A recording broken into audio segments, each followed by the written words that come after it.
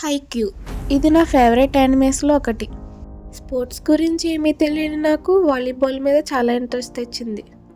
ఈ యానిమే క్యారెక్టర్స్కి ఉన్న determination, friendship, funny moments and character development ఒక రేంజ్లో ఉంటాయి.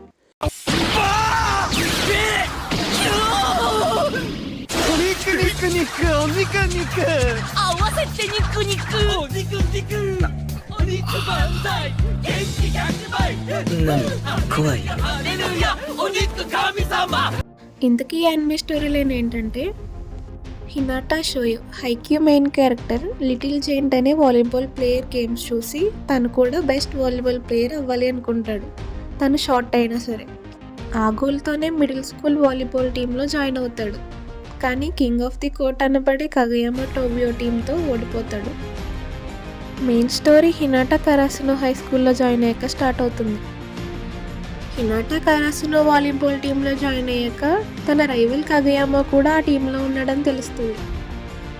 ఇద్దరు రైవల్స్ ఒకే టీంలో కరాసునో వాలీబాల్ జర్నీని ఎలా మార్చారు అన్నదే హైక్యూ స్టోరీ. కానీ హైక్యూ ప్రత్యేకత ఏంటి అంటే అన్ని క్యారెక్టర్స్ మెయిన్ క్యారెక్టర్స్ లానే అనిపిస్తారు. అందరి క్యారెక్టర్స్ గ్యారంటీ నచ్చుతాయి. వాళ్ళకి జరిగిన happy moments, sad moments, funny moments అన్నీ హార్ట్కి టచ్ అవుతాయి.